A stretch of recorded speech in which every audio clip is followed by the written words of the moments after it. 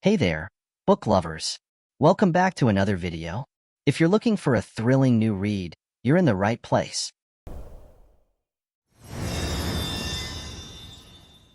That particular night, Jumana couldn't manage to fall asleep. Her mind was preoccupied with thoughts about something her husband was keeping from her.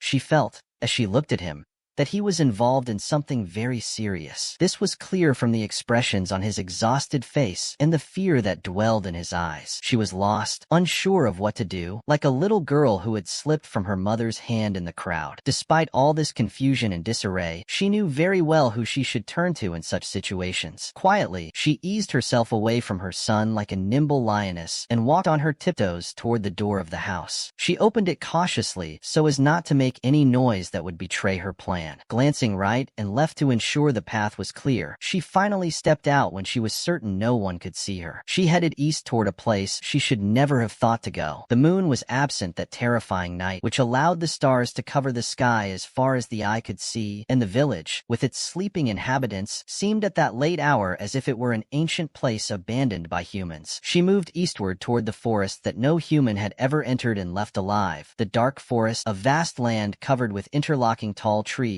in the middle of which stood a large two-story stone castle that had once been home to a royal family of jinn known as the Family of Emperors. She entered the forest through its wide passage that resembled the entrance to a large cave, indifferent to the dangers that surrounded it or the potential threats that awaited her within. She walked steadily through the darkness amidst the rustling of wind in the leaves, the loud croaking of frogs, and the low fluttering of bat wings. Jumana knew someone was watching her with cold eyes from behind the things, but she didn't care. As she approached the two-story stone castle, she heard a sound like the roar of an angry lion. She lifted her gaze toward the source of the sound with concern and saw a huge bird perched on top of the castle, glaring down at her with anger, as if trying to warn her against getting any closer. However, since she was determined to speak with the owner of that castle at any cost, she continued her approach, unconcerned by the warning. When the bird saw her drawing near, it leaped from its perch, striking the air with its long wings, flying toward her with its deadly, hooked black talons raised before it. "Ikla!" someone shouted from within the castle. "Get back to your place." Before the bird could sink its claws into her body, it obeyed that call, flapping its wings once more, rising a few meters into the air and turning back to its spot. Then, as no one else appeared around, Jumana spoke aloud. "Where are you?" When she received no response other than the faint chirping of a night insect, she cautiously approached the castle gate and whispered, filled with hope, "Please, I want to talk to you." The red bird opened the gate and said anxiously, "What is the very serious matter that brought you here? Am I not welcome here?" Jumana inquired bashfully. The red bird smiled warmly at her and replied, "You know that your mother will always welcome you, you foolish girl." What Jumana had been trying to hide from everyone was that the red bird was, in fact, her mother. The reason she kept her at a distance was her fear that Bahar would abandon her one day if he learned the truth about her being a jinn. In the past, she had given up her identity as a member of the royal family of the emperors to marry him, and now she wasn't ready to lose him, no matter the reason. She said, pleading, "My heart can't bear anymore." "I think you're talking about Bahar," her mother observed. She nodded weakly, and the red bird spat on the ground. "Damn men," she said, then added, "Do you know, we should treat them as female spiders treat their males. They kill them after extracting what they need." Jumana ignored her mother's valuable advice and said, "I need you, Taj. Save me, for the doubts are eating me alive." The red bird smiled as she said, "It's been a long time since anyone has uttered my real name." Then she stepped aside and added, "Come in and tell me what happened to you." "I can't enter. I don't have much time. My son might wake up at any moment, and things will not go well if he wakes up and doesn't find me." Taj smirked sarcastically. "That little fool. What did he think would happen when he tried to attack me? I apologize on behalf of the child. He has turned 14, and you still call him a child. I've decided no one should call him anything other than his father. At least give him a temporary name. What do you think of Asadir as your brother's name? Humans don't name like that." "Okay, what do you think of?" She interrupted. "B, I didn't come here to discuss names with you." "You're right. Well, what do you want me to do about him?" "About the child?" "Damn you and the child, Jumana. I mean your husband. What did he do to you? And what do you want me to do about him?" "No, he didn't do anything. It's just that my heart is uneasy." Taj laughed sarcastically. "That's what happens to a woman's heart when a man occupies it." Then she added curiously, "But why now?" "What do you mean? You've been patient with him for so long. Why is your heart uneasy now. When Bahar came to visit us today, she interrupted her daughter's conversation, her amazement evident in her question. Bayer came to visit you today? Yes, and he said something I couldn't understand, and that's what made me come to you. She said this and then lowered her head, indicating her distress. Lift your head and tell me what he said. Jumana raised her head and then moved her lips, allowing the words to come out. He said, when you both learn the truth, you will forgive me for everything. And what do you want me to do? I want you to tell me the truth. After a brief hesitation, Taj whispered firmly, bring me something that smells like Bayer. Something that smells like Bayer, she wondered. Like what? I don't know. Anything. A piece of his old clothes, perhaps. Jumana had long ago washed all the few clothes her husband owned, so she had nothing that carried his scent. I think I don't have what you're asking for. Think of a solution, because without his scent, I won't be able to find him. She recalled something. He slept on my pillow last night. I can bring it to you if you want. That's good. With a bit of luck, this might suffice. I won't be late, she said while preparing to return home. Then she added, I'll get you the pillow and come back as quickly as possible. Before she left, Taj stopped her. What will you give me in exchange for this service? As you know, I don't offer my services without compensation. Jumana turned to them, her face serious as she asked, what do you want? Taj remained silent for a while, as if she were considering the price she would ask for. When her silence stretched for too long, Jumana said impatiently, ask. I want you to stop calling me Taj, or the one with the red bird.